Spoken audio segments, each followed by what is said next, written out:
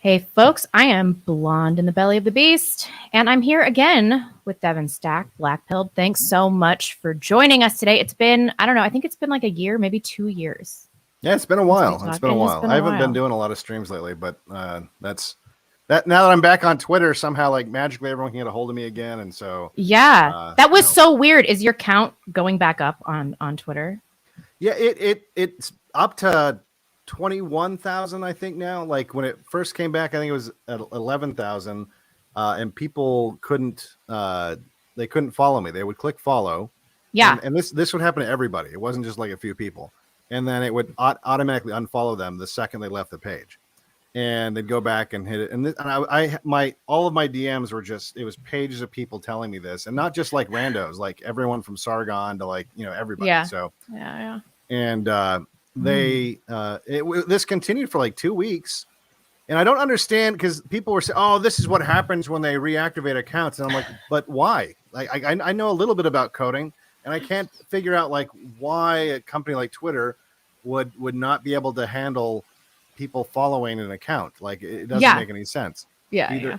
either I think that they had something activated on my account before they banned it back in the day that made it so you couldn't follow me, because I did top out on followers at one point, and then noticed Top like, out. oh, What does that even mean? well, I mean, I hit like a ceiling, like I noticed Right. that like I got up to like X amount of followers, and then all of a sudden I didn't get any more followers, and I just thought, oh, well, I guess this is the maximum amount of people that want to hear what I have to say, and I just didn't think anything of it. And then now after this, though, I'm kind of thinking, oh, they must have had some tool turned on, and then when they reactivated the account, it was still a ghost in the machine, and they had to. It took them a while to smooth it out. So yeah, I mean, whatever. I don't think Elon Musk is going to be the savior of free speech or anything like that. He's already banned a bunch Yeah. of people. So I'm not super optimistic because of his background and yeah, stuff. yeah. ChatGPT had some interesting things to say about his background that I Mm, tweeted out. If you want to check that out. what a surprise. Well, you've been doing some great work lately, although what I want to talk about is not your most recent work, but your video on capturing the Freedmans was excellent. I've been waiting for years for somebody to talk about that.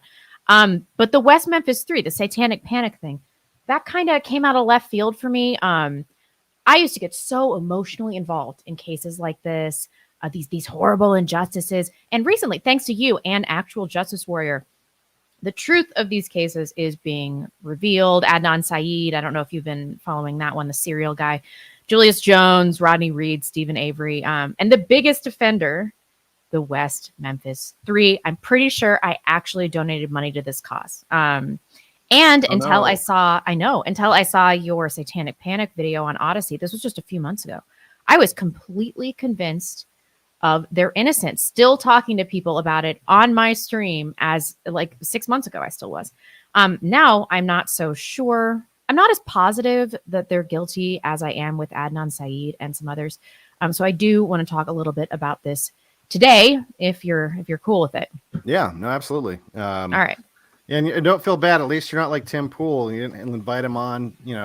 A convicted, because he is, like, you can say this. He's a convicted child murderer, and Yes, so an Alford plea is not an acquittal. People seem to right, think that it is. Yeah.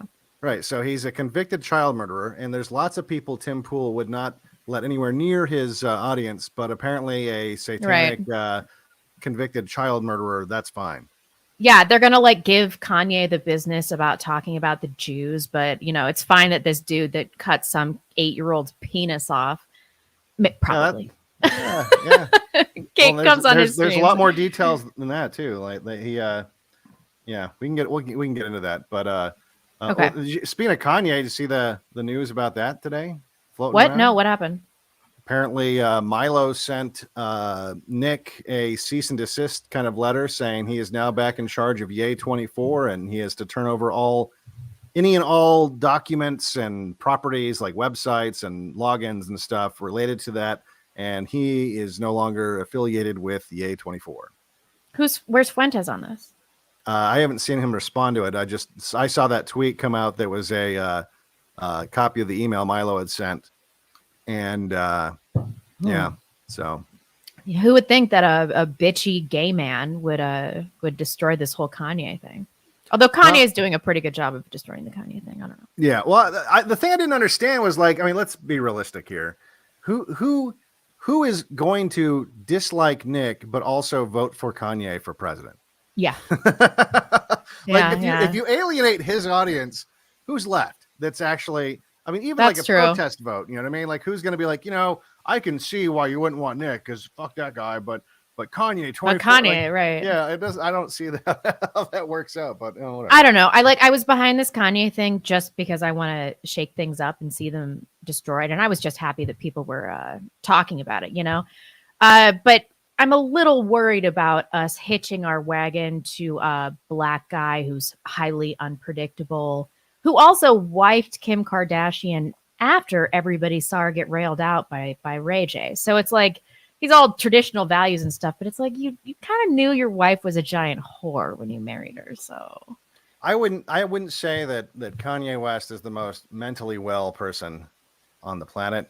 Yeah, but I think this bipolar thing is like totally overblown. And in my heart of hearts, I do believe he's some kind of retarded genius. Yeah, no, absolutely. He's definitely an idiot savant, I guess. Totally. This is, wow, we've gone way off course. Okay. Sorry. No, it was my fault. For those of you that are not familiar with the West Memphis Three, and this won't take up the whole time, but I do want to talk about it. These 3 8-year-old boys, Steve Branch, Michael Moore, and Christopher Byers, they were murdered, just horrifically murdered. And then there's still some question as to whether there was sexual abuse. One of them had their penis cut off post-mortem, but it was just like a disgusting, terrible murder, horrific murder. This is 1993 in West Memphis. And 3 teenage boys, Damian Eccles, Jesse Miskelly, and Jason Baldwin, were convicted of this. Damian Eccles got the death penalty. So there was a huge movement to release them. You guys might have heard of Johnny Depp talking about this, or Pearl Jam, or the Dixie Chicks, or any number of celebrity retards that made this their cause. And then there was a documentary called Paradise Lost that just depicted them as normal teenagers that were a little bit counterculture. And additionally, they managed to cast aspersions on the stepfather, who is a huge fucking hick. Like, let's be real. All right. But the evidence that strongly supported their involvement in a satanic cult was absent or strongly minimized in the documentary, is just widely believed to be conspiratorial right-wing nonsense. But as it turns out, it is not. So first, I guess we should start. Could you get into this phenomenon of the documentary effect? Right. And, so, yeah. So basically, I had never seen this documentary until, really just before I did that stream. Really? Yeah, it's because I'd heard maybe something about it, or maybe I mean, because some parts of it seemed familiar to me, but I wasn't really familiar with the case. And so I was coming into it a little bit fresh, and I was looking for movies from like the 90s to cover, and that was just in my folder that I had. I'd thrown a bunch of 90s movies into it, and so I had it on, and I'm doing stuff around the house and listening to it, and I immediately pick up on like the Michael Moore "We're Leaving Something Out" vibe. Okay, this you're clearly building a narrative here. And you're going way over the top with that stepdad guy and trying really hard to make him. I'm sure he's goofy and whatever, but like you're like really amping up the goofy. And It must have been so easy for them though, because he was like, it was such a shoe-in for the character they were trying to create. Oh, I'm sure he played right into it because he's never been on TV. This is he probably thinks that they're trying to help maybe because he doesn't seem that bright. Let's be honest. And he played the buffoon perfectly. Pray tell, who made this documentary? Devon Stack? I don't have the names here, but I will tell you that they are all members of a tribe, and they're all from Manhattan. Oh, okay. I gotcha. So they're Polish immigrants, is what you're saying. Yes, Eastern European immigrants whose families Catholic came around the turn of the century, most likely. So, and as is the only reporter who believed the boys' story that was local, also Jewish, and she worked for one of the papers, and she organized a lot of the stuff. Mm-hmm. So basically, the documentary makes the case that Jesse Miskelly is this retarded kid, and Mhm. that he was bullied by cops who they were too incompetent to solve this crime of three young boys, second graders, found dead. And in an Right. effort to find someone, they blamed this retarded kid. The problem with that is Jesse Miskelly didn't confess just one time. He confessed 5 times. Twice it was recorded. Once in the recording, his lawyer is begging him not to confess for like 20 minutes before he starts confessing. Yeah. He confesses again after he's convicted. So he gets convicted. We'll go over some of the other things. But he confessed on the way to prison to the guys driving him to prison. They made an incident report after, saying like, yeah, he couldn't shut up about it. He kept talking about it. And to his cellmate, right? Yeah, and he freaked out his cellmate so bad, the cellmate wrote a letter to the DA saying, this guy's dangerous, like I'm afraid of him. Yeah. So there was that. The public didn't know. It wasn't reported that the kids or one of the kids had been sexually mutilated. He volunteered that information. It's all recorded. Yeah. He volunteered the information there, so no one knew that. The public was also, the rumor was they had been hogtied. So if he had gone in there just knowing what was rumored, he would have thought they were hogtied. He knew that they weren't. He said, no, they were just, their hands were tied. The cops asked, well, how come they didn't run away then? There's 3 of them. Because that's the other thing is people were saying there had to have been 3 assailants because there were 3 victims. Because if you started, attacking one of the kids, the other 2 would have run off or something. Mm-hmm. And then you'd have, trying to chase down 3 different kids. I mean, that's hard enough when you're babysitting, let alone trying to murder them. Yeah. And so there had to have been 3 different people. He said that they each chased down a different kid and beat them so severely that they couldn't get away, and they tied their hands. Another thing that backed that up was each kid was tied with a different kind of knot. Right. And knots are like handwriting in a way.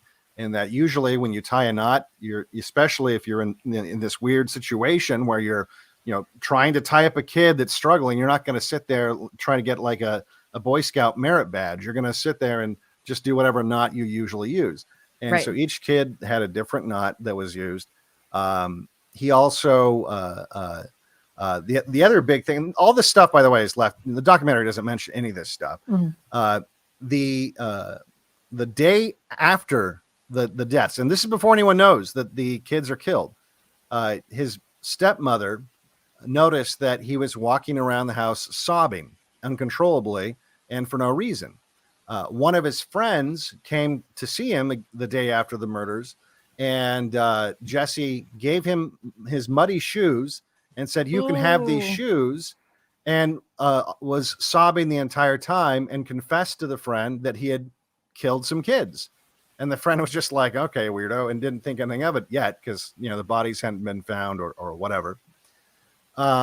He also told in one of the confessions, the one with the lawyer telling him not to confess, he mentioned that he had a bottle of Evan Williams with him and that he had been drinking Evan Williams whiskey. And afterwards he was so freaked out by the scenario after they'd killed the kids. Right. He ran off and smashed the bottle on this overpass. And then they found the remnants of it. Yeah. And so the defense attorney goes to see if it's there and they find it. And they're like, damn it. And in addition to that, the cops found the woman, because they're all underage, the woman who bought the bottle for him. So that all checked out. So at the very least, he had that bottle. They had physical evidence for that. The whole, he's really stupid. Look, he is really stupid. This is white trash. Yeah, but he's central. not retarded. It was a tactic by the defense team. His IQ probably was around 80. Right. Half of Black people have an IQ under 80. Right. So he's probably right there, right there with them. And he which would make sense because the way this group operated was you had Damien Eccles, who was like the narcissist ringleader, and his 2 little, not too bright lackeys that did whatever he wanted. Yeah. And, fed into his ego. Like they were just his little henchmen. I mean, anyone who's been to high school has seen this dynamic. Oh, yeah. And, it was the same sort of thing. And the lawyer in the documentary, before he takes the IQ test, the lawyer's on, and they left this in the documentary, amazingly. The lawyer's there telling him, like, look, you understand if you score really low, you can't get the death penalty. You understand that, right? And he's like, yeah. So like that, I mean, that right there taints the score that he got in the IQ test they made him take right after that. Right. Yeah. Which wasn't even that low. I think it was still like in the 70s. Right. No, it was 72 is what they scored him at. So, I mean, that's pretty low. That's like Forrest Gump low. So, you know, but to give you an idea, the stepmother, even though like the father did the whole like, oh, he's a good boy, he didn't do nothing, you know, the stepmother had witnessed him walking around sobbing and all this other stuff. She left the father because she was like, okay, your son is definitely, you know, a murderer. Yeah. Now, after he confesses to police that Damien Eccles and Jason Baldwin and he went out and saw the kids playing, and Damien basically ordered them to, you know, grab the kids and beat them up, and he knew, you know, some of these details or whatever. They went around and they arrested Damien Eccles, the ringleader, the main character, I guess, because he's the only one that speaks intelligently, and Jason Baldwin. And Jason Baldwin, no one really talks much about him. And I think it's just because he doesn't talk much, and I don't think he talked much to police. But just to get him out of the way, a year prior, Jason Baldwin's mom was committed to a mental institution because she was slashing herself and was hearing voices. Mental illness runs in the family, you know. There was a knife found, like a Rambo style survivor knife, where you can undo like a compass that's in a lot of people in the 80s used to have. I had like a knife like this. You unscrew the handle, and you can like put, you know, fishing hooks and crap like that in it. And the handle perfectly matched a mark on the forehead of one of the boys. So they found that in the lake behind his trailer. He has no alibi whatsoever. And but beyond that, there's not really a whole lot known about Jason Baldwin, because he didn't really talk much. He kind of just went along because they were tried together, you know, he and Damien Eccles. Damien, however, he, for some reason, in this documentary, they make him sound like, you know, he's just this innocent boy that likes Metallica, and he wears, you know, dark clothes and but he's the hair. Least sympathetic character. I don't know why they did this. Yeah, he just sounds creepy the entire time. He has this real creepy vibe, and just, you know, there's just something about him you don't trust. But on top of that, I mean, his real name isn't Damien. He chose the name Damien. Yeah. And when they asked him about that, he gives them some bullshit excuse. Oh, you know, I learned about this Catholic priest in Hawaii that used to work with lepers, and I was like, that's a cool name. It's like, yeah, I'm sure it had nothing to do with like the Antichrist, you know, at all. Like, you didn't think it was like an edgy, cool demon name. Yeah, exactly. And didn't The Omen come out when they were kids? Right. I mean, yeah, exactly. Everyone knew what Damien was.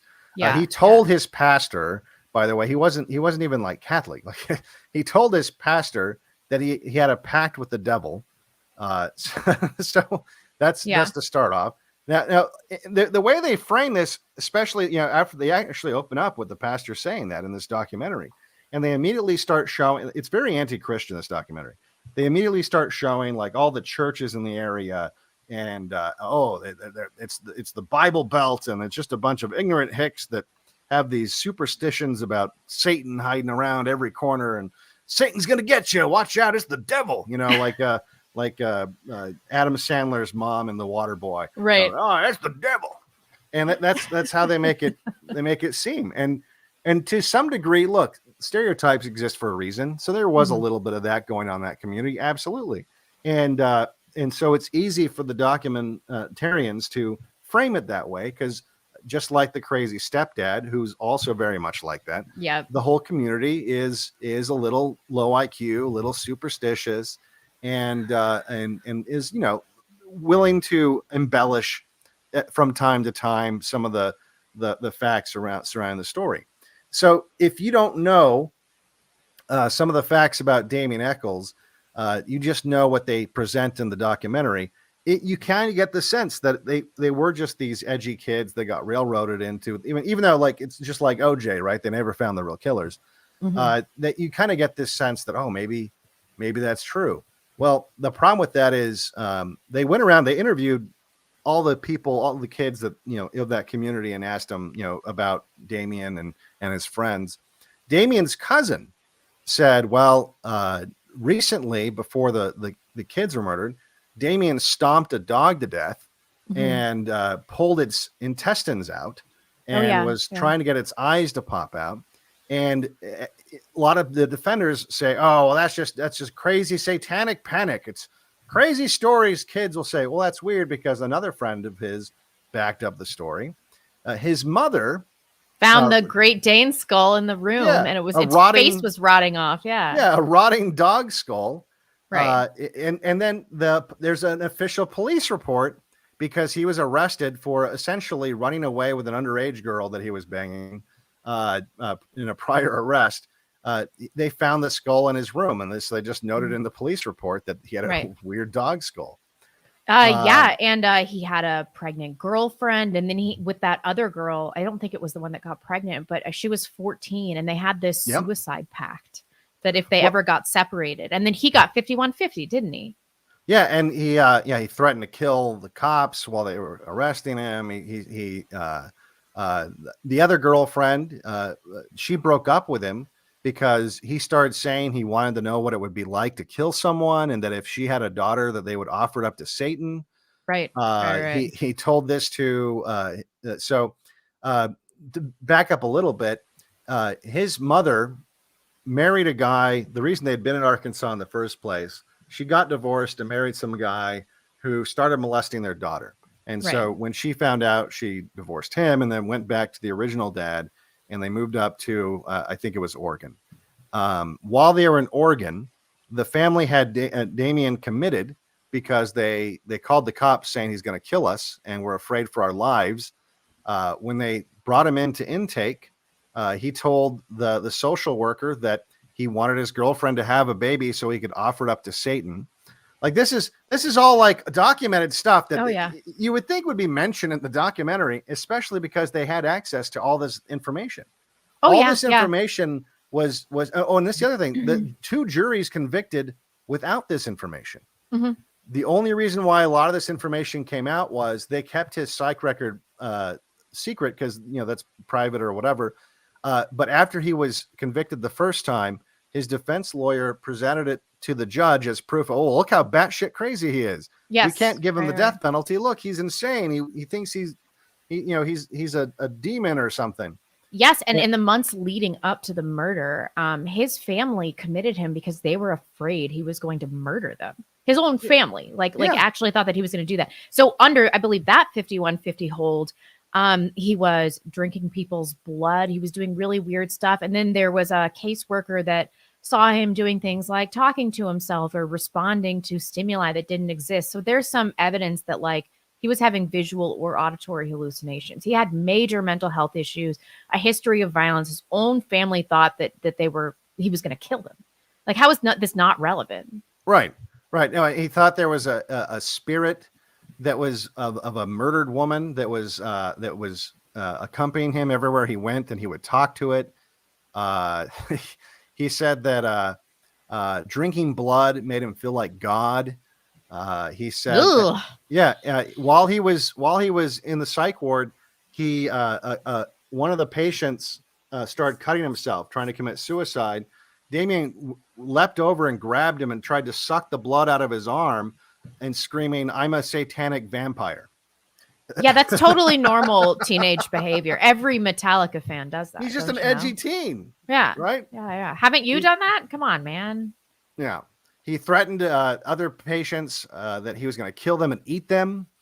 Eventually, they locked him in his. There's one report saying we've locked him in his room until his court date because we're afraid of him. He told his psychiatrist that he wanted to be the next Charles Manson, that he wanted the world to remember him forever. I mean, again, just an edgy teenager that's into Metallica. But the How weird part bizarre, is, yeah. after he gets out of the psych ward, which I don't know how that happens, but after he gets out, he decides, knowing that the reason his mom divorced this guy was because this guy was molesting his sister. And then he moves back in with him. Yeah, so he moves in with this guy who has it's not like his biological dad, or it's just some guy that his mom married for a while that started molesting his sister.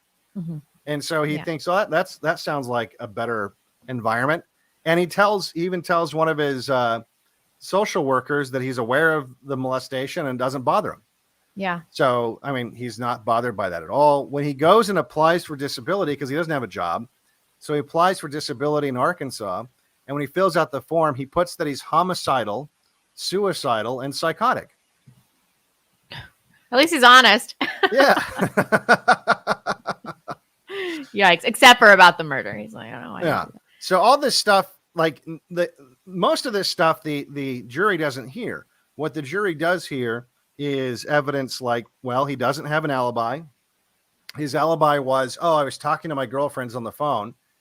Phone records don't show that. And when they interview the girls he said he was talking to, it turns out that they all actually say the opposite, that they tried to get a hold of him that night. They couldn't get a hold of him the entire time frame that the murders took place. And when they could finally get a hold of him and they asked him where he'd been, he said that, I was out walking. Yeah. And which matches, by the way, testimony from a woman named Narlene Hollingsworth, who her and her entire family was in the car, spotted him covered in mud, walking at the side of the road near the scene of the murders at the time, right after the murders. So, of course, that wasn't in the documentary. Yeah, naturally. And so he also went to the skating ring, because this is back in the back when there was roller rinks, the good old days, and was bragging to all the different kids that he had murdered those boys. He was overheard by two other girls that at a baseball game telling people he had murdered the boys. Mm-hmm. He got really drunk one night, and this guy that used to be his friend, like in elementary school, happened to be there, and he had stopped hanging out with Damien because, in his words, Damien started to go crazy, and he didn't want to hang out with him anymore. And so, but here he is, and there's all these rumors that he murdered those kids. So he asked him while he was super drunk, and Damien said, "Yeah, I did it." Yeah. So he fails the polygraph. I mean, there's everything. Like, there's so much evidence against this guy. I mean, he didn't get convicted once; he got convicted twice by two different juries who didn't have. Oh, by the way, they didn't have access to the confession from Jesse Miskelly. Yeah. So they didn't have the confession that Jesse Miskelly gave. That was only allowed in Jesse Miskelly's trial. So they don't even have access to this confession. They don't know that this confession exists. They don't have access to all the crazy stuff about him drinking blood, about him saying that he's a satanic vampire. They don't have a lot of this stuff. They don't have the polygraph test that he failed, because polygraphs aren't admissible in court. Polygraph. I'm pretty sure I could pass a polygraph and just be lying. Yeah. I mean, they shouldn't be admissible. They're total bullshit.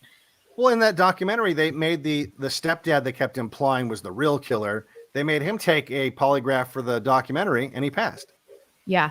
So if that low IQ retard can pass that test, how come Damien Eccles can't pull it off?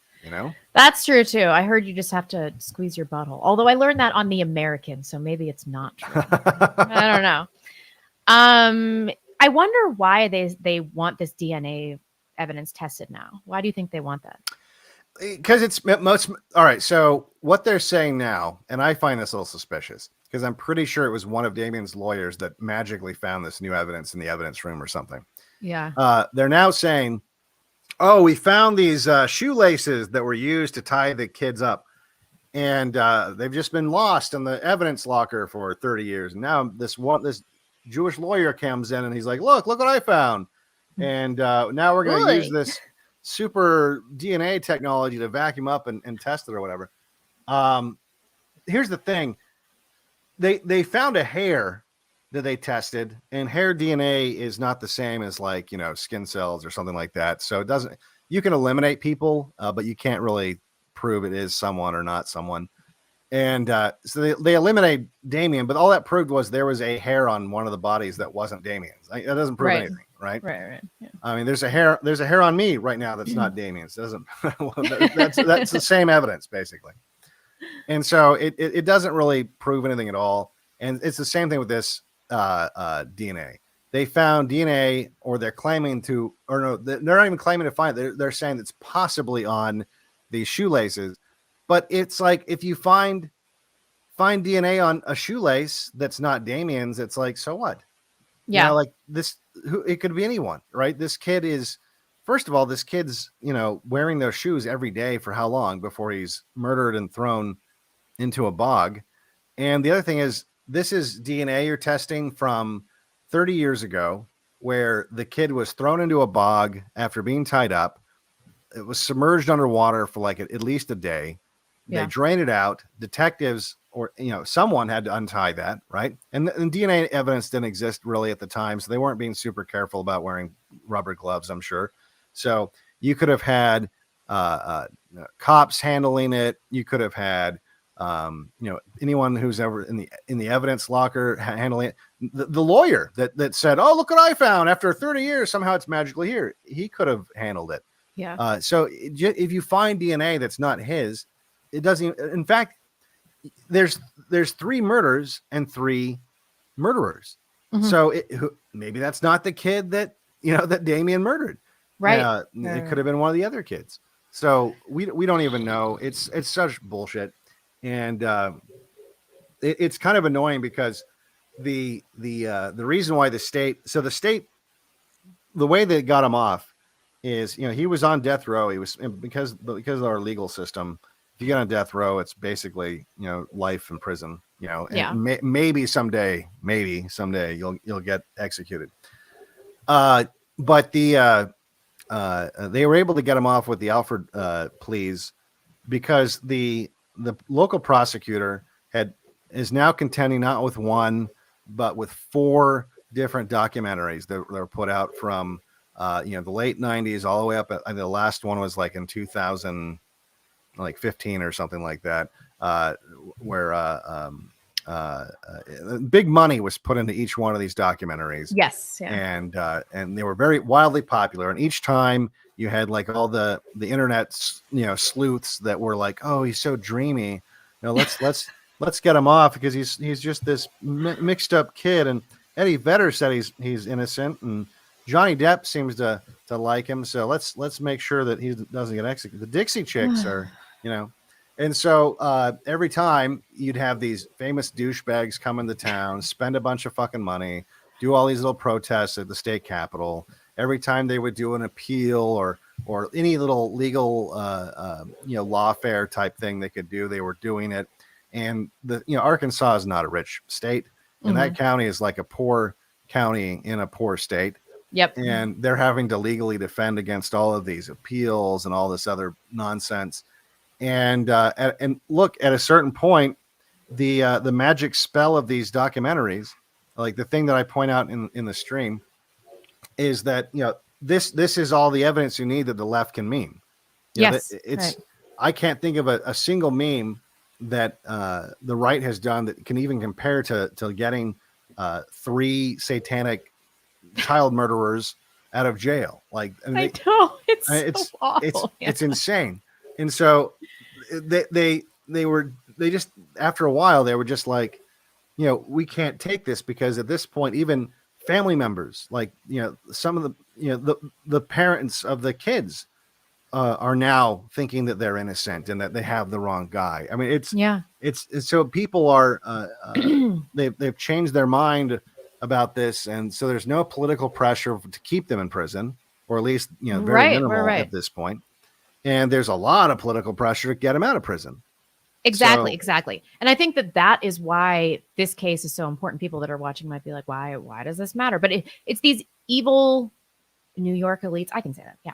They have this way of dismissing that real evil, like demonic evil, Satan worship, just does not exist, that it's a fiction invented by these paranoid rednecks that just want to be pedophiles or something like that without getting caught. And we've seen similar narratives with Serial and HBO, people like Adnan Syed. This poor minority kid totally didn't honor kill his Korean girlfriend. It was her white trash former boyfriend. And Right, of then course. Rodney Reed was the same thing. He could not have possibly killed Stacey Stites because she was just some slutty white 19-year-old girl that was like really, really into banging black guys that were 3 times her age, right? They spin these elaborate racial narratives or religious narratives, and it seriously affects our culture. Not to mention, it renders our legal system useless if it's subject to the whims of New York and Hollywood elites retroactively reframing cases and then putting public pressure, which sometimes, like in this case, amounts to the perpetrator's release. So what do you think this wave of documentaries and their reception says about our culture and our judicial system? Well, I think that the they use it to not just like you said, it's to culturally change the country. Because I Yeah. remember thinking like, oh, the satanic panic is real. You know, this is a real thing because I would hear about examples like this. And it also gave ammunition to the people who were saying that like, oh, Christians are just these crazy, paranoid, schizophrenics that are clinging to their Bibles and their guns, and so it was a real world example, not just for people that were maybe slightly questioning their religion, right? Maybe like Christians that were like, oh, I don't know, I'm kind of on the fence about this. And then you watch a documentary like this, and now you're like, it's an indictment of people like you, and now you're like, oh, I don't want to be like that. Yeah. I don't want to be like that. I mean, it was produced by, or I think with MTV. So with all these cool bands, like Pearl Jam and people like Johnny Depp and stuff, and Dixie Chicks, in case you're in the country. And so like you had this celebrity appeal. So if you're like this young kid and you're an edgy kid, right? And maybe you've been, because look, that's everyone can understand that. Like I was like, this could happen to you. Yeah. Right. I was like some, shitty skater kid when I was a teenager. And I remember thinking like, oh, adults they don't get it, man. And so if you're like that, and you watch this documentary, it's like it reinforces that. They're like, oh, look, they're just these crazy Bible thumping maniacs, and they're going to put me in jail for something I didn't do. Yeah. And so I could see it totally having that impression or leaving that impression on a lot of people. But also, let's look at the other obvious thing. It makes you think there isn't evil out there. It makes you think that that's all in the imagination of Christians. There isn't any Satanism going on out there. Right. And so when here we are surrounded by it, when we're living in the satanic panic, I guess, it's real easy for these people to just dismiss it. Oh, no, we've seen this all before. Remember Damien Eccles, the totally not crazy child murderer? Yeah. Yeah. So it's really horrible for society. It's crazy how they get these things to work hand in hand with activism too, because that was the other thing. Like the second documentary was mostly because the judge was so fed up with the reaction from the first movie. He was also the judge presiding over the appeal case, and he didn't want them anywhere near the courtroom because he was like, you guys are poisoning the well, you're misrepresenting things, and I don't want you in the courtroom. So they focused heavily on the second documentary on just the activism. Right. We had all these volunteers from all over the country, doing like these send in a postcard and with free the West Memphis 3, written on it. We'll present it to the governor. And it's crazy how they were able to get all these people to participate in that. And the thing about, it's one thing to watch a documentary and be influenced by that. But if you're so influenced that you actually take action, you're now in the category of you got tricked. And it's way easier to fool a person than to convince them they've been fooled. Yeah. Like once you've acted on it, you're sold. You're bought in. You're like a Q-tard, right? Like you're now like you're committed, because now you have to admit that you were wrong about kind of a big thing. Yeah. And most people don't want to do that. So it's horribly embarrassing. I told somebody on my YouTube channel that told me that Jesse Miss Kelly didn't have a low IQ and confessed multiple times. I yelled at him and told him he was a retard. This was like 6 months ago. Oh, 6 well, there you go. months ago. 6 months ago, I did that. It's like because I watched Paradise Lost. I don't know, when did it come out? It would have been like in the late 90s, I thought, right? Let me look. Probably watched it in like 2004. So right when I had that squishy libertarian brain, you know.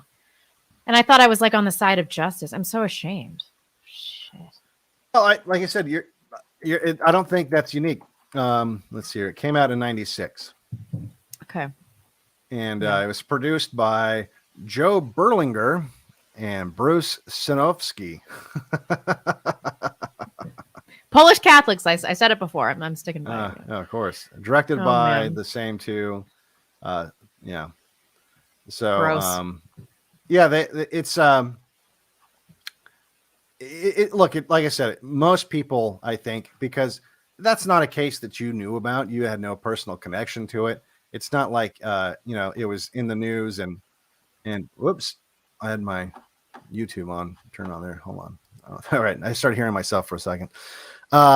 It's not something that like, you would have had any other source of information for, right?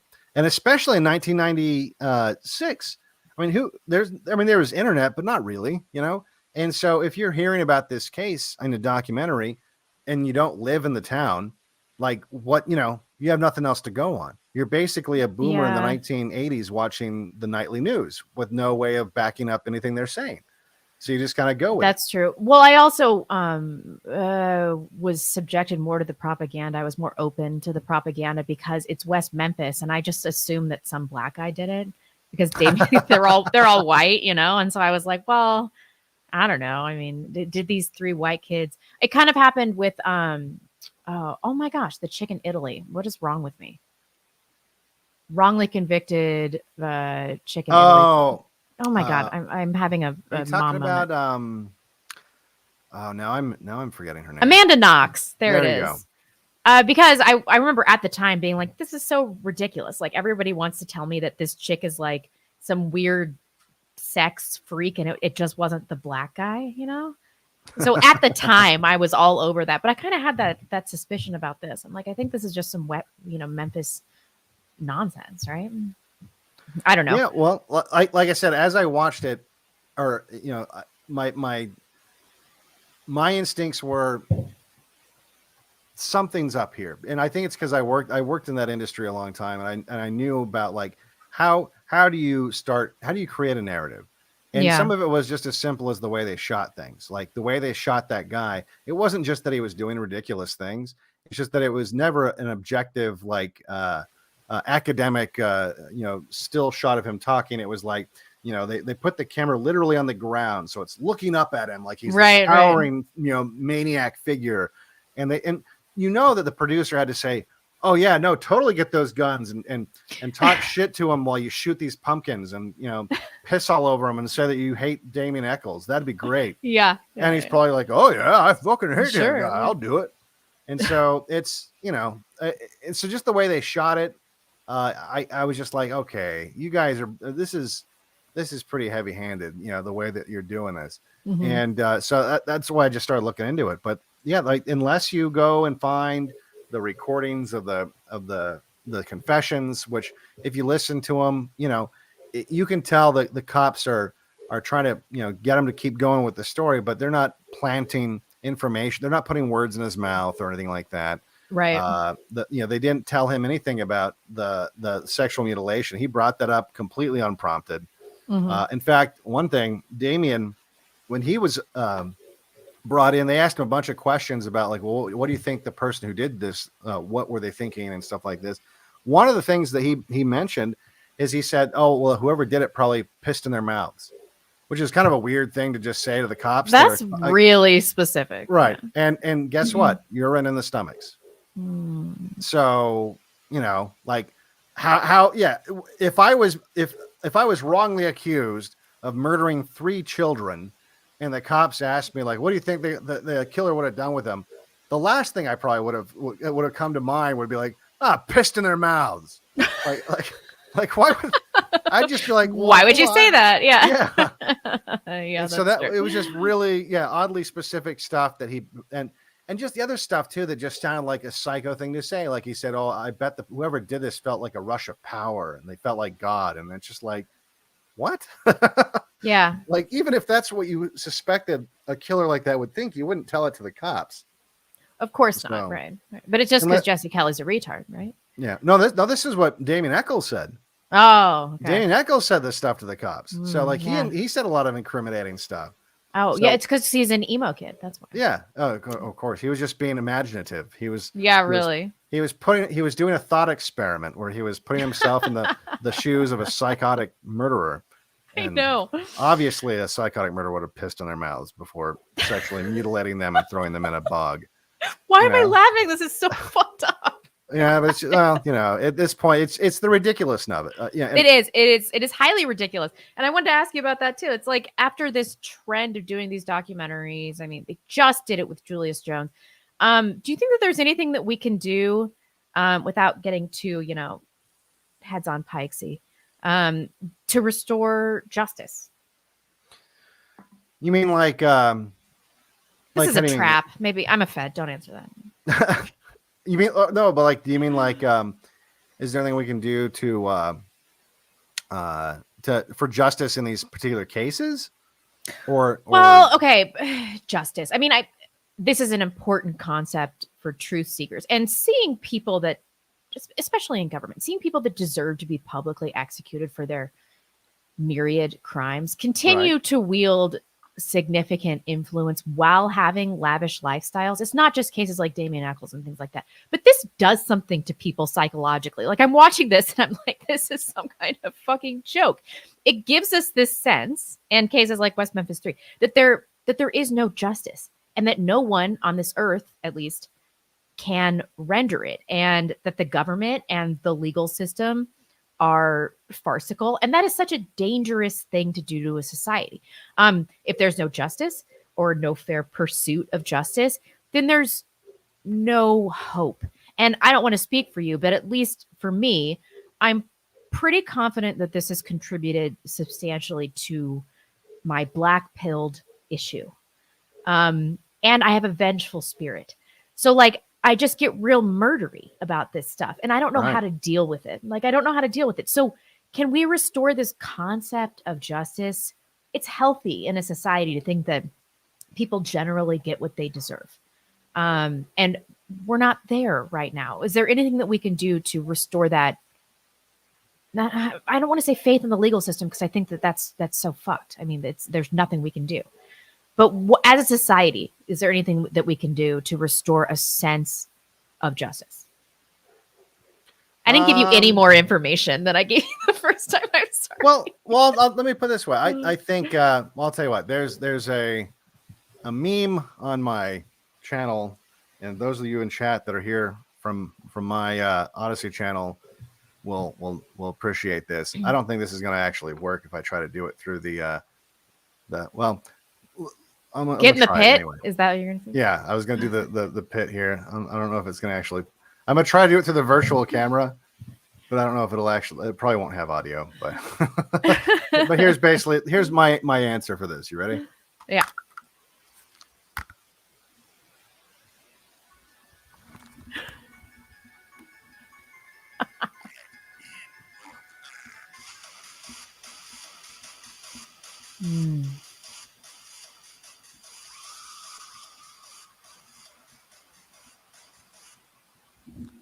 So yeah, that's basically my answer to the question. I understand. I mean, we can't really say anything because we'll just. Well, I'll tell you what. In a totally unrelated matter, Sam Hyde was once quoted saying, "These people have names and addresses," and that's he was talking about something completely different. Yeah. But he did say that. Nobody's afraid. Like Fauci is just like walking around like a normal dude. I'm like, why aren't you scared, bro? What are you doing? That's a problem. These people should be living in fear. That's the thing. So here's the bottom line. Until we get so the reason I made that meme was I made the point that until right now we have politicians that are too afraid to not just talk about black unemployment, right? Yeah. Like they can't even mention us as an interest group that who has interests that need to be met or even talked about. You know, you can't even discuss them. They are so embarrassed of who they are and who we are, the people they represent. We're unmentionable. And you know, every time you get a conservative that like Tucker, for example, who maybe he mentions, you know, something like, oh yeah, well, it's almost like they're trying to replace people, huh? You know, everyone freaks out. But then on some excited. interview, he's like, I don't really Right. have anything in common with people just because they're Yeah, white. they're Nazis, you know. Yeah. Well, until you get a politician, and I don't even mean like one that maybe he doesn't have a chance of winning, but like let's say a politician with as much chance as like say Kanye, and at least as much press coverage as someone like Kanye, that can not just say, oh, you know what, I'm okay with trans and stuff and whatever. It's just that I don't want, you know, when you're 13 years old, maybe, you know, you have to wait till you're an adult or blah blah blah. No, until you get someone that can outright say, no, we don't want these people at all in our society. Oh yeah. And we're going to put them in the pit.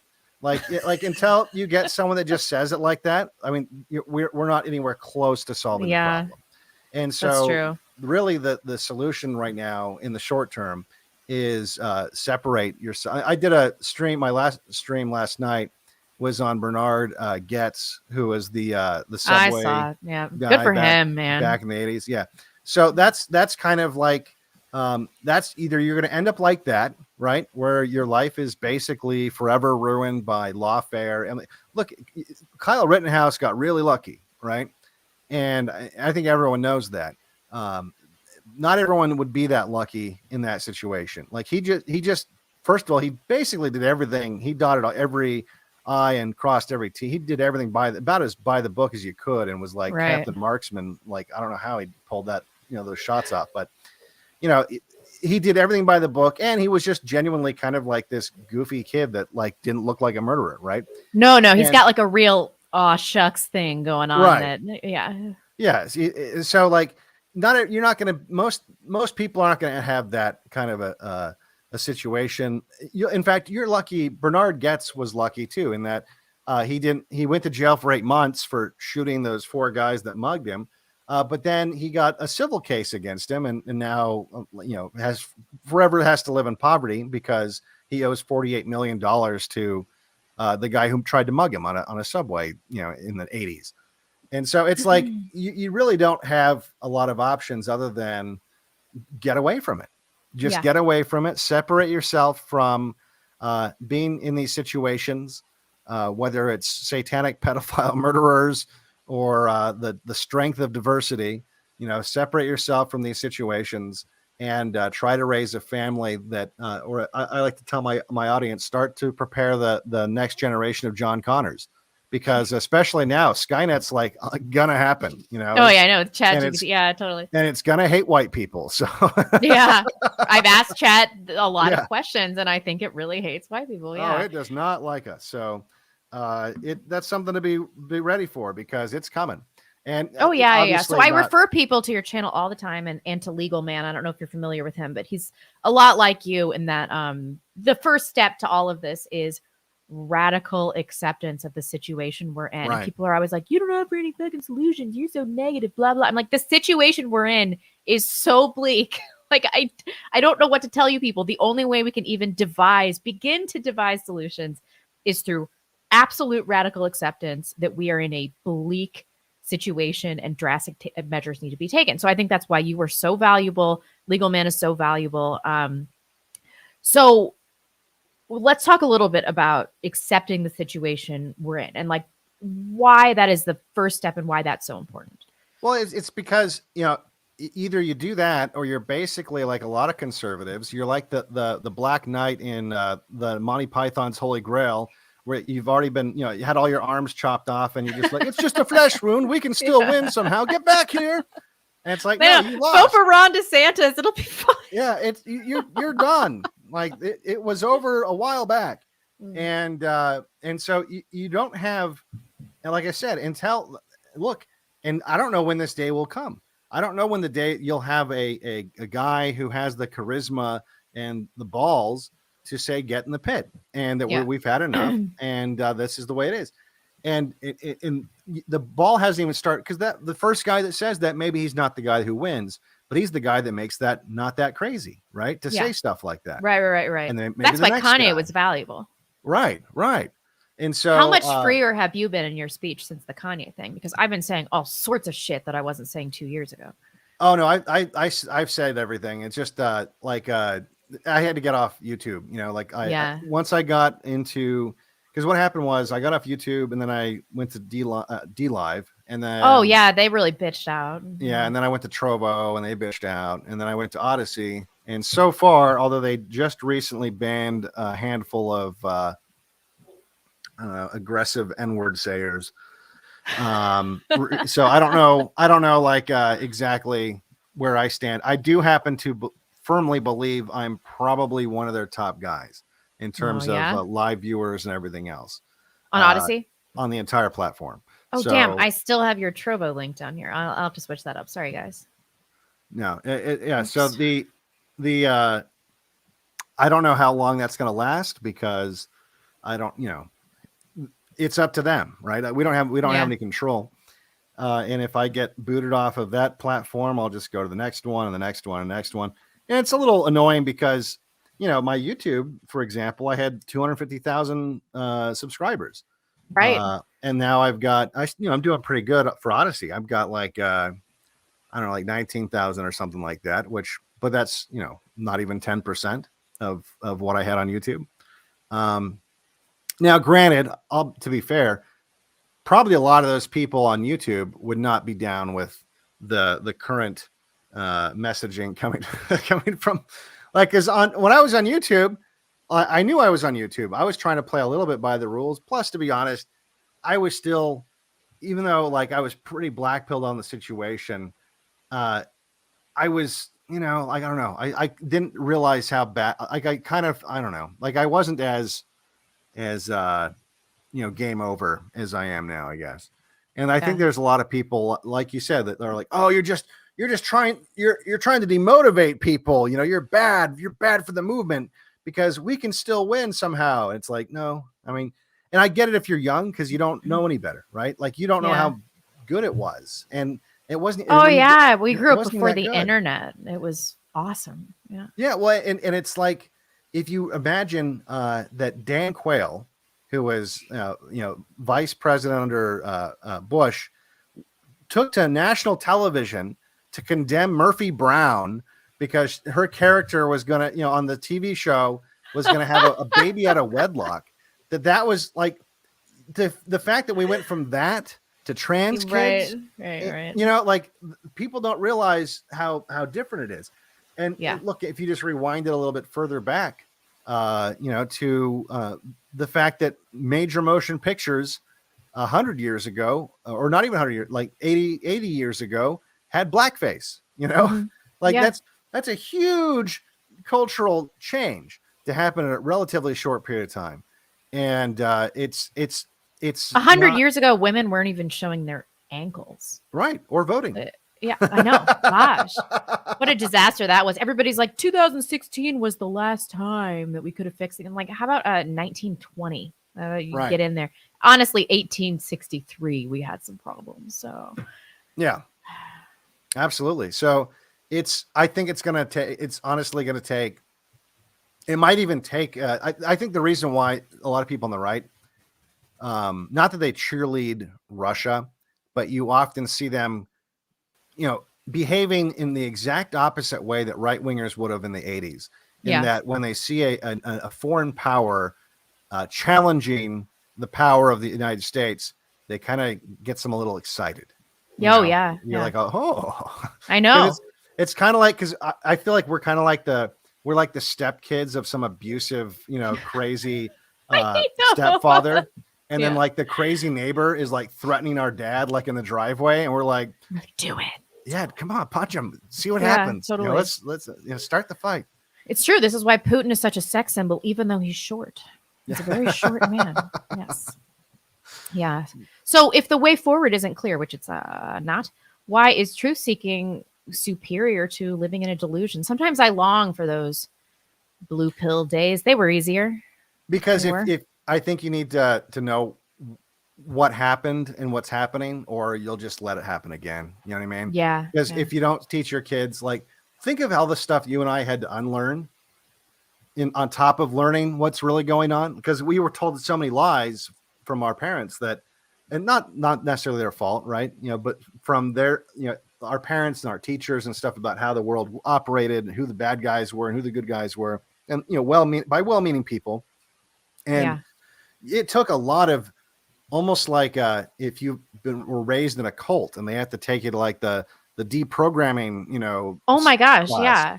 It's And like conversion therapy this last few years on YouTube. And then I yeah, still don't know what I'm doing. And then I'm seeing all these people do this right-wing postmodernist thing where they just go too far, like with the flat earth stuff and things like that. oh God, And I yeah, just I understand how it happens. yeah. But you can't deconstruct everything or you end up in the same place that leftists have with like there's no gender and all this other shit. Yeah, no, I think that's honestly, I just think that's going to happen. I think, unfortunately, you're going to have a lot of resurgence in superstition. We're going to have Yeah. another dark age to some extent, because the people that aren't mathematically inclined, we'll say, are having more kids than the Yeah. people who are. Right. And so you're going to have a lot of people that just don't have the ability to maintain a lot of these complex systems. And which is why I think the ruling class wants AI. So, it's so urgent that they get this working, and they're not really trying to do any of the, they're not worried about like, what could go wrong here? Because it's so important that they implement it, because if they don't, they're going to run out of human capital. They can keep the system going. Well, yes, of course. And that's why I think maybe this trans thing is a bit of a red herring. It's like so appalling, and of course terrible, and makes me want to kill people. But it's really taking focus away from maybe some larger structural issues and like the potential that we're all going to starve to death and things like that. Right. So I am a little bit worried about that. It takes up a lot of my mental energy and emotional energy, this trans thing, and sometimes I'm like, is this not the biggest thing I should be worrying about? Maybe. Well, I'll tell you what, I don't think it's going to be that much of an issue for much longer, because I feel like this is exactly the kind of freak out that was going on when they were pushing gay marriage. Yeah. And now conservatives are totally fine with gay marriage. And I think conservatives are already like, Trump's son is like, no, our trannies are based and prettier. And so I think that conservatives, I mean, look how many people were tweeting out in support of Bruce Jenner, being the governor of California, like when he was thinking about running. Dude, there. and people love Blair White. Love her. Exactly. And so it's kind of like, it's already kind of, I think it's going to die down. Alex Jones literally said the other day that he's okay if you're 17 and you want to get the surgery, just not if you're 16. Like magically something changes, I guess, between those two. So he's already totally fine. Like I said, the problem with it is that the right wing has transformed into moral relative libertarians. Oh, they don't have any principles anymore. Not that they had strong enough ones to begin with, or we wouldn't be in this situation. But now it's all just, everything's relative, and what people do in the privacy of their own home, blah blah blah, and so it's all going to be permissive anyway. So I think this is just a minor blip. But it makes collectivizing nearly impossible, because I swear to God, I was listening to Destiny's stream the other day about this Crowder thing, and the stuff he was saying about gender was so right on. It made me want to stand up and cheer. And then I hear like, I don't know, like Charlie Kirk's take on something. I'm like, what the fuck do I have in common with you? I'm like, I agree with Destiny more. If he's like right on the gender stuff, I don't really care about all this crazy communist nonsense. I can just kind of get over it. And so I'm like, I can't build a community with people like Charlie Kirk. What am I supposed to do with that? It's making it really difficult to collectivize in the way that leftists are so much better at than we are. Right. No, and well, that's because the right is literally just, I mean, I honestly think that it's just leftists with the desire to exploit right-wing people, like at an institutional level, people like Charlie Kirk. I mean, he's not right-wing. People like, well, I mean, pick a name that's one of the approved voices, like the kind of person that gets invited to the White House or whatever. Tucker. Anyone, yeah, Tucker, any of those people. At the end of the day, they're just liberals. Yeah. They might not be, crazy woke liberals, but they're the liberals that open the door to the crazy woke liberals. Yeah. They're just 10 years behind or whatever. That's true. I don't want to hear what anybody has to say if they're not immediately talking about a moratorium on immigration, full stop. Right. And then like what we really need is like massive deportation. Let's go back a few generations too. Let's be honest here. Okay. Right. No, for real. And if people are not going to talk about that, then I'm like, well, what fucking use are you to me? Like I hear conservatives all the time, like, well, we need Indian doctors because blah. I'm like, why? There are 330 million people in this country. We can't train our own fucking doctors. Why? Right. It's like the whole concept is retarded. So I'm not hearing anybody come out. Like everybody's still all gung ho Trump. I'm like, don't you people see that he did not do almost anything for us? It was hilarious to watch him destroy the media. But the Supreme Court justice, a woman with 2 black kids, like, come on. Like you've got to be joking me. Like I can't do this again. There's no political solution.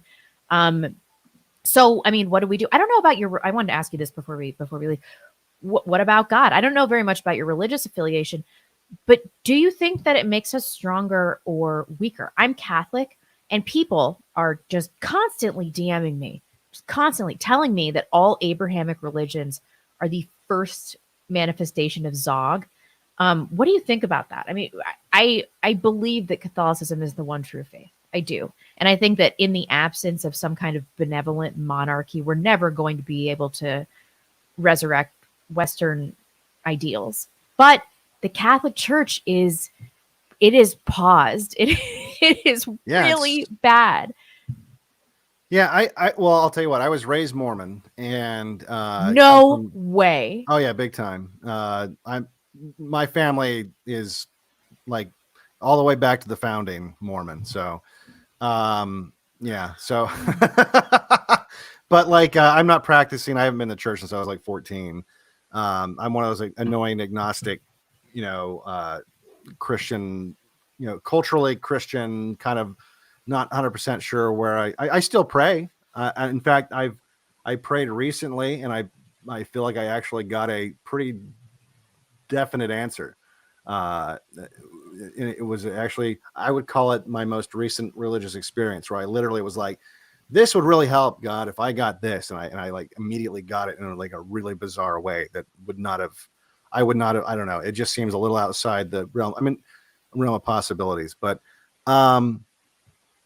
yeah. And so but I understand like the people that criticize Christianity and call it, oh, it's just, look at all, because if you look at all the institutions, whether you're talking about the Catholic Church, talking about the Mormon Church, talking about, any of the Protestant churches, I mean, is there any of them that you would agree with? I mean, I don't, there's none that I agree with, that it doesn't have just terrible leadership. Right.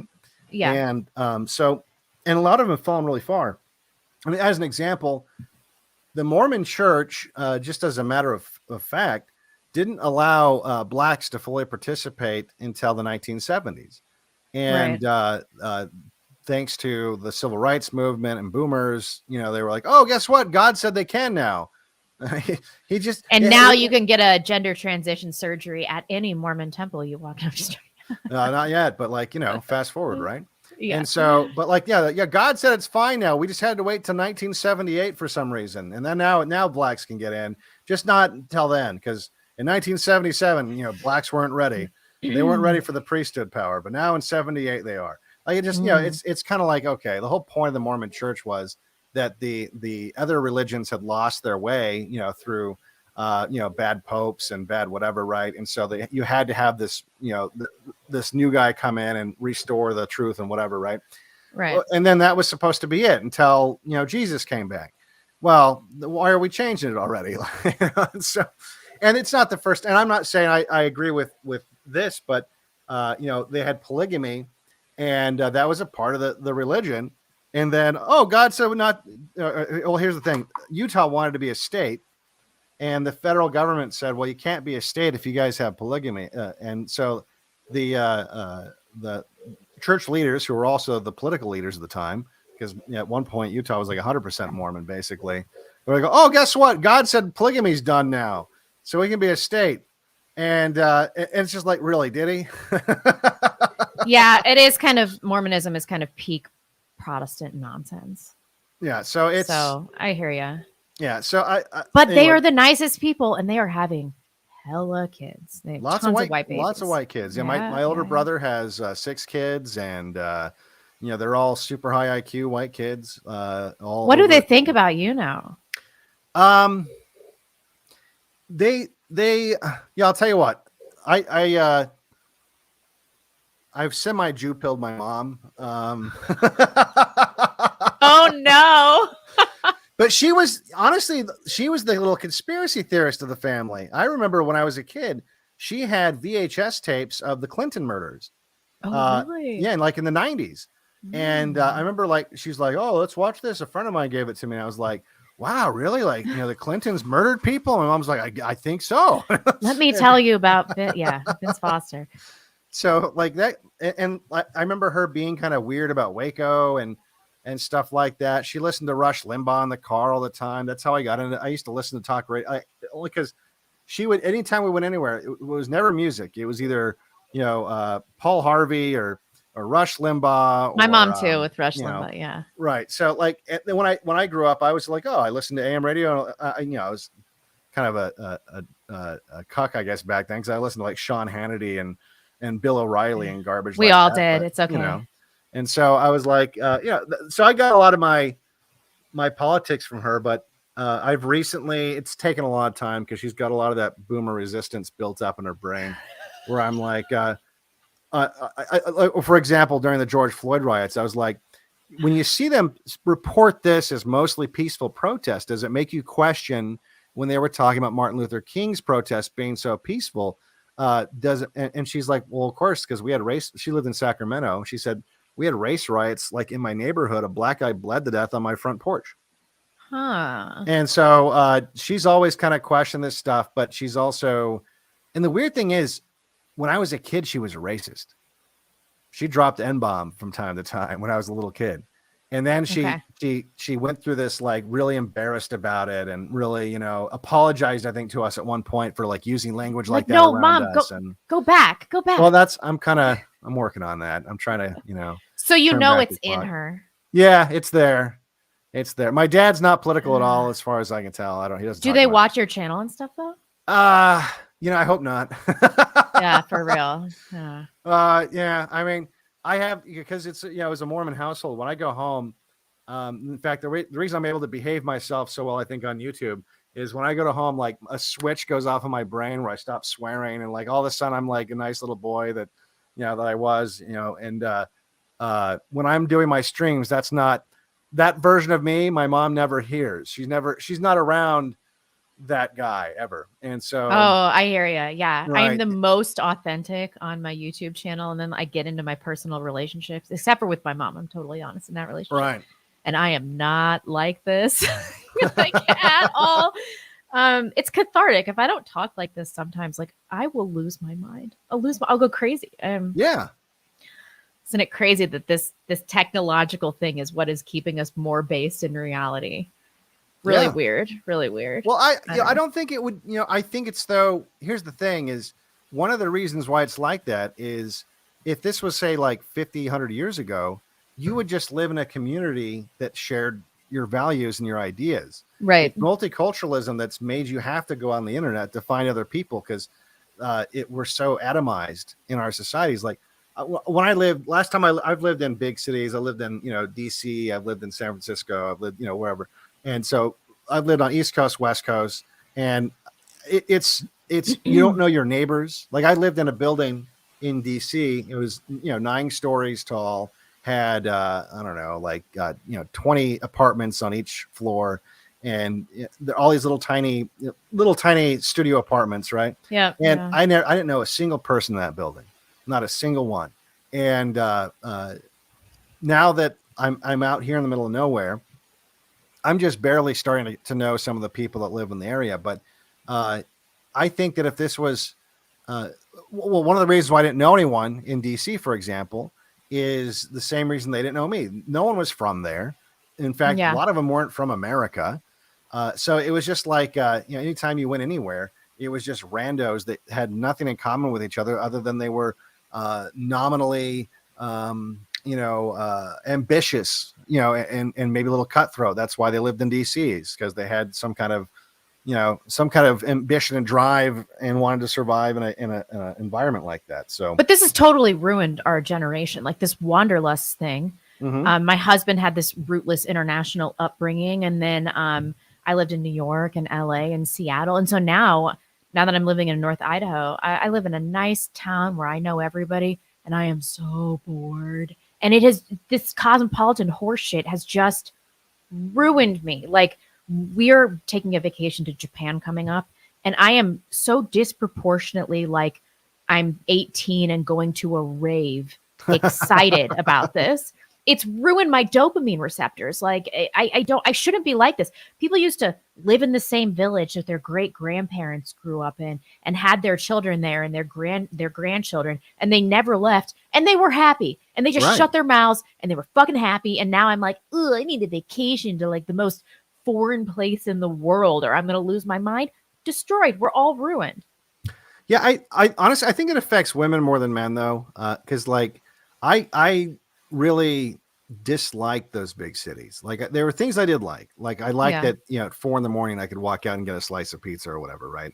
Yeah. Or that I could, if there was like 30 different bars with 30 different crowds with, I could always at least entertain myself drunkenly in a sea of weirdos, And Yeah. there were things that were kind of interesting about that, but honestly, like I didn't like it. I wanted to live kind of in the sticks and just be surrounded by wildlife and just a smaller amount of people. No, that sounds like my hell, but I'm doing it because I have to. Yeah. I don't know what I'm an extrovert, but I also am misanthropic. So I'm like stuck in this terrible hell of like needing to be around people, but also hating their guts. It's really dysfunctional. It's really messed up. I don't know what to do about it. Well, that was the other thing about big cities too, is like, especially San Francisco. I remember I'd go out and because I worked from home and I didn't know anyone. I went out there for a job. And so I worked at a computer. I had one guy that I talked to because he was like the boss that was contracting me out. So I had like one conduit for like every, communication for work. So I didn't have like coworkers or anything like that. And so I would just go out of the house and just be like, all right, I don't care that I don't know anyone. I'm going to go into this Irish pub and just start, even though I'm kind of an introvert, I'll just walk up and just start talking at people until like I find someone I can relate to. And it wouldn't happen. Like, I would just be like, hey, how's it going? And like one night, I swear to God, I had a guy look over me and yell, "Hail Satan" at the top of his lungs. And I was just like, what? And then he walked out of the bar, and I was like, what is going on? Man. So I could never connect with anyone in the San Francisco area. It was just a madhouse. I did like the dating apps at the time, and it was just, that was scary. The kinds of people that I met out there, but I just, big cities are fun in some ways. I think I'm more suited for the quiet life, the middle of nowhere desert. Wow, that's so fascinating. And the Mormon thing, I had no idea. Yeah, I don't think a lot of people are. I know I'm the weird one because I don't think a lot of people could live in isolation like I usually do. I mean, you and Ted Kaczynski were onto something. I have a pathological need for like constant recognition. It's totally dysfunctional. So yeah, don't feel bad. You live by your family, right?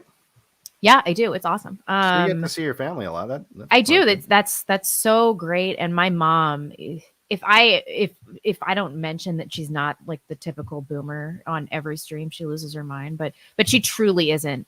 That woman has gone deep. Oh my God, she's gone deep. Like every day she's sending me, she loves Andrew Anglin. She loves you. And so she's always like, you need to talk about this Daily Stormer article on your podcast. It's pablum. Your podcast is pablum. I'm like, I know, but I'm walking a fine line here, woman. Like it's true though. Andrew Anglin is a national treasure. He really is. Well, then he just got banned from Twitter too, didn't he? Again, I mean, I was amazed he was back. And he's still kind of licking Trump's butthole. I don't really get it. But, what can you do? Trump is, Yeah. A major disappointment. As it turns out, you're pretty much the only person that people can rely on consistently. Who, me? Yeah. Oh, yeah. Well, I don't know. Well, I'll tell you what, I haven't changed my tune in a long time. I think that's, I'll tell you what, I appreciate the compliment and take the compliment. Yeah, I appreciate the compliment. That is something I do take seriously, is just not lying. I think that's more than anything, that's what people care about at this point, because so many people out there are just they're pandering in one way or another. They're pandering. Yep. And I decided a long time ago, I'm just never going to do that, and hopefully people appreciate it. Oh yeah, that's the most valuable thing that you can do in this time. Is just try to be honest, and then like we were talking about earlier, like when you're wrong, recognize that you were wrong, and talk to your audience like they're your friends. Because, people don't mind. Like honestly, they don't mind if you're wrong, as long as you weren't trying to be deceptive. That's true. Yeah. It's totally. it's when people are lying to save face, and most people can see through that, or if they're just lying to make money, which a lot of people do. Yes, and I can say that I'm not doing that because I make not very much money. I haven't been monetized on here in forever. I don't even know how I still have a channel. This whole interview series was because I wanted to go out in a blaze of glory. And it just never happened. Like I just had Gypsy Crusader on. He got arrested again last week, and I still am on YouTube. Oh, he did get it? Oh, what did he get arrested for? I have no idea, but I know he's back in jail until July. It was probably for streaming, I would say. Was that like part of his parole or something that he couldn't? I don't think so. I think they retroactively, but I saw his new Omegle streams, and he just out of the gate with the hard R, like first 4 seconds. I'm like, right. Bro, what are you doing? Well, on that note, I have to pee so bad, so we're gonna have to wrap up the stream. I have that effect on women. Thank you so much for joining me, Devon. Stack, Blackpilled. You can check them out on Oddysee. I will update your links below. And thank you, audience. It was such a fun chat. I really appreciate everyone joining us, and we will see you soon.